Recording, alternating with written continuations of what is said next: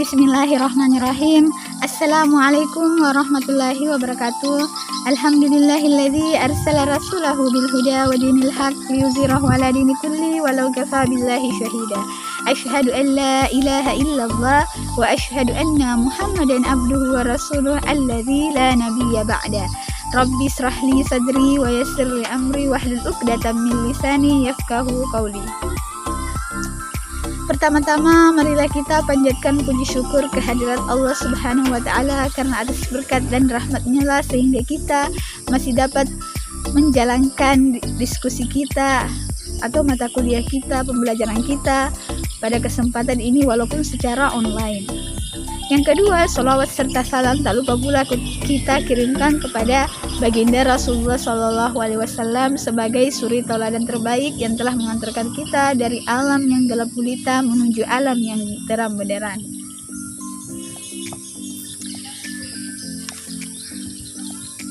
Sebelumnya, perkenalkan kami dari kelompok 5. Kami beranggotakan 3 orang, yang saya sendiri Nur Afni Oktaviani, dan kedua Musdalifah, ketiga Fitriani Sam.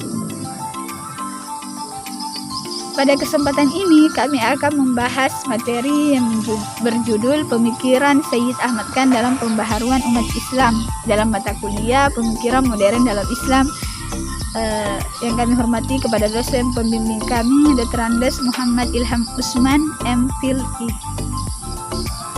Baiklah, langsung saja untuk mengefisienkan waktu, langsung saja saya sendiri Nur Afni Oktaviani akan memaparkan materi kami. Yang pertama yaitu pembahasan mengenai biografi Sayyid Ahmad Khan. Jadi Sayyid Ahmad Khan ini merupakan tokoh pembaharu umat Islam di India. Pada abad ke-19 dia dilahirkan di India pada tanggal 6 Zulhijjah 1232 Hijriah atau 17 Oktober 1817 Masehi di kota Delhi. Nenek moyangnya berasal dari semenanjung Arab. Namun mereka hijrah ke kota Herat, Persia atau yang sekarang disebut dengan Iran. Ketika terjadi tekanan politik pada masa dinasti Bani Umayyah, mereka dari Herat hijrah ke Hindustan atau yang disebut dengan India. Dan di India ini mereka kemudian menetap di sana. Ayah Ahmad Khan bernama Muttaqi, seorang ulama yang soleh.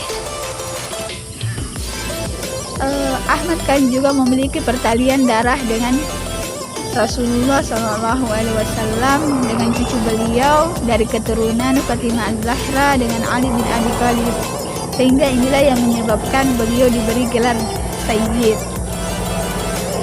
Ibunya merupakan seorang wanita cerdas dan pandai dalam mendidik anak-anaknya. Ahmad Khan memulai pendidikannya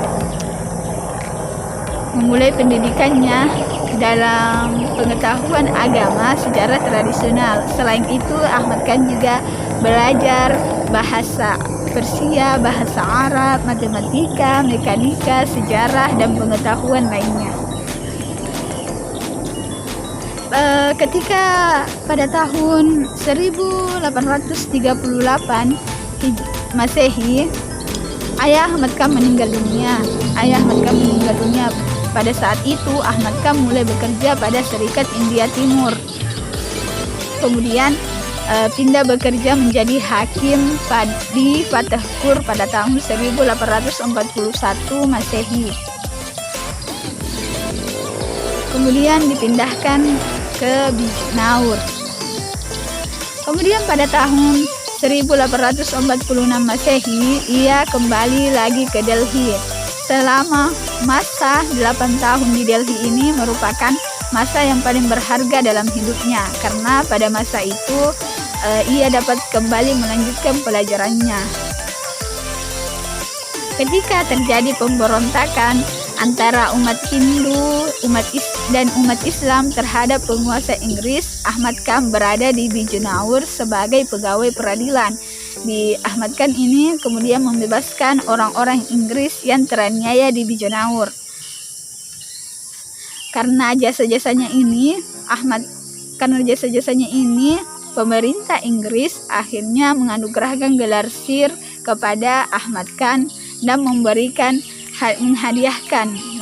hadiah-hadiah kepada Ahmad Khan. Namun Ahmad Khan menerima gelar tersebut, tapi tidak dengan hadiah-hadiah tersebut, kecuali kesempatan untuk berkunjung ke Inggris pada tahun 1869 Masehi. Nah, ketika Ahmad Khan berkunjung ke Inggris, Ahmad Khan memanfaatkan waktunya untuk meneliti sistem pendidikan di Inggris serta perkembangan kemajuan teknologi di Inggris. Selain itu, Ahmad Khan juga berusaha untuk mendamaikan antara umat Islam dan pemerintah Inggris dengan cara mengatakan bahwa umat Islam ini bukanlah tidak memiliki perang utama dalam pemberontakan pada tahun 1857 Hijriah itu. Dia juga mencantumkan dalam bukunya yang berjudul Tarikh Sarkasi pada tahun 1858 Masehi. Juga buku lainnya berjudul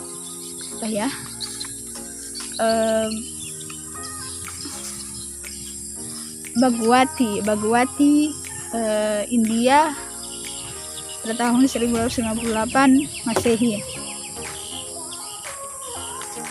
Setelah mendamaikan umat Islam dengan pemerintah Inggris, Ahmad Khan akhirnya memunculkan ide-ide untuk memajukan umat Islam.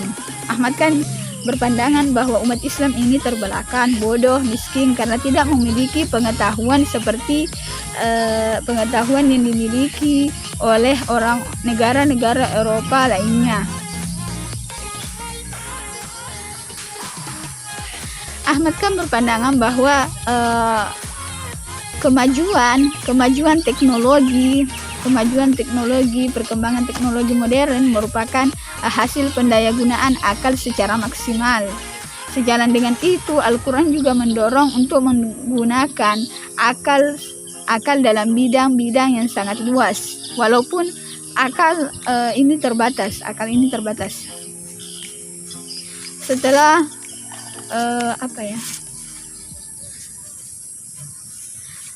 mimpi Ahmad Khan ini memiliki cita-cita, yaitu membangun perguruan tinggi. Nah, cita-citanya ini akhirnya bisa terwujud pada ketika peletakan batu pertama pembangunan perguruan tinggi tersebut oleh Lord Lutyens pada tanggal 8 Januari 1877 Masehi. Perguruan tinggi negeri ini kemudian diberi nama Muhammadan Anglo Oriental College atau yang dikenal dengan Aligarh College. Jadi perguruan tinggi ini berada di Aligarh. Kemudian pada Ahmad Khan ini kemudian wafat di umurnya yang ke-81 tahun. Seluruh India ikut berkabung pada saat itu karena Ahmad Khan merupakan tokoh besar dalam memajukan bangsanya.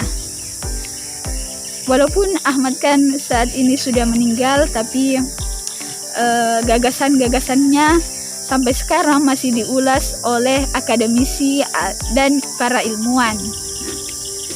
Sampai situ, begitulah cerita singkat mengenai biografi Sayyid Ahmad Khan. Yang kedua, kita akan membahas dengan kondisi pendidikan Islam di India pada abad ke-19. Di India, pendidikan modern yang dibawa oleh Inggris pada awal abad ke-19 telah menimbulkan dualisme sikap masyarakat muslim. Yang pertama yaitu antagonis, menolak. Yang kedua akomodatif menerima. Jadi Ahmad Khan ini berpandangan bahwa ilmu pengetahuan yang berkembang pesat di barat perlu dikuasai oleh umat Islam.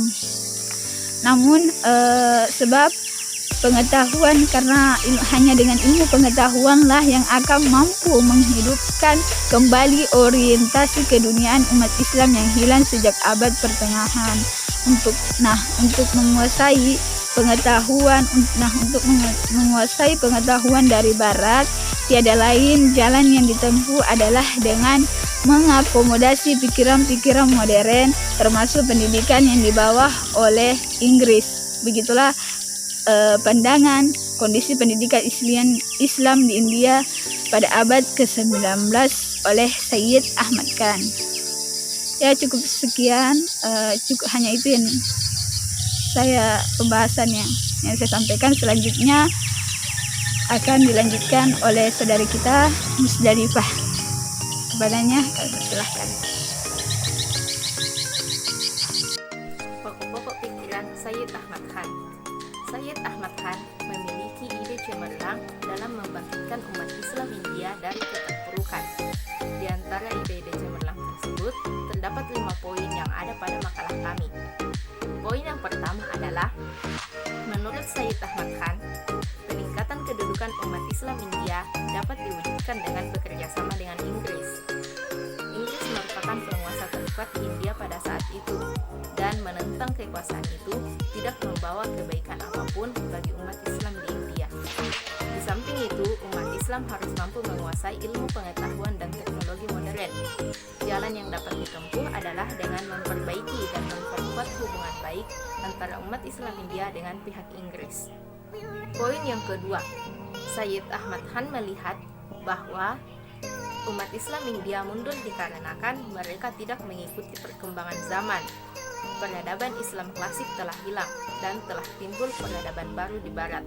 Dasar peradaban baru ini adalah ilmu pengetahuan dan teknologi yang merupakan hasil pemikiran manusia.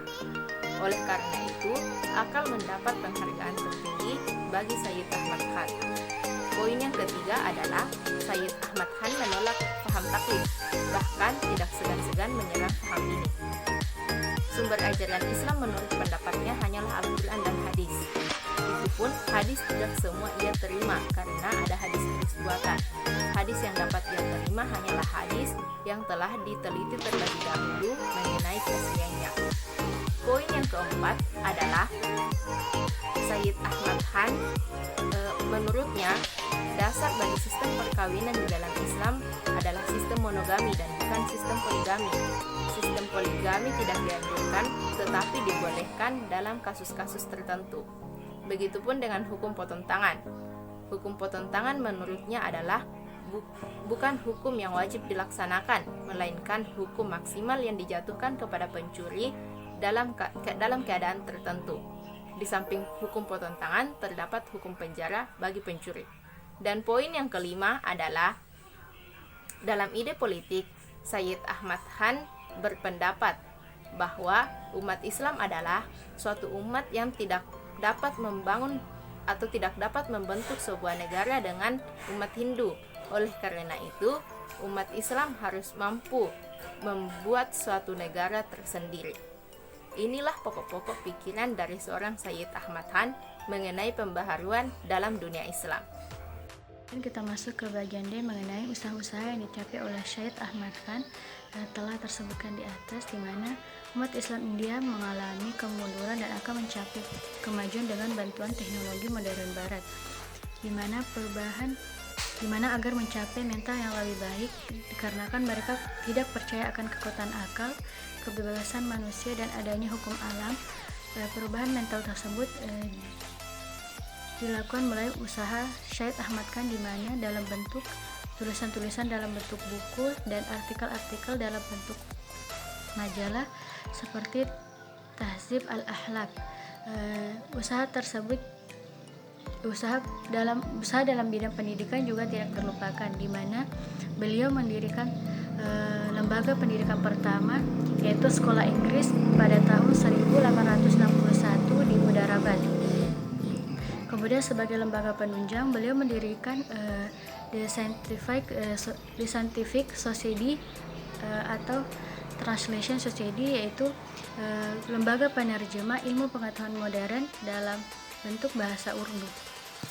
Kemudian pada tahun 1879 beliau mendirikan sekolah Muhammadan Anglo Oriental College atau MAOC di Aligarh, dan merupakan salah satu karyanya yang bersejarah dan berpengaruh terhadap cita-citanya untuk memajukan umat Islam di India.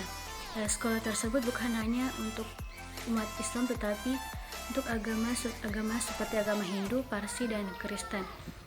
Itulah beberapa pemaparan materi dari kami mengenai pemikiran Syed Ahmad Khan terhadap pembaharuan Islam.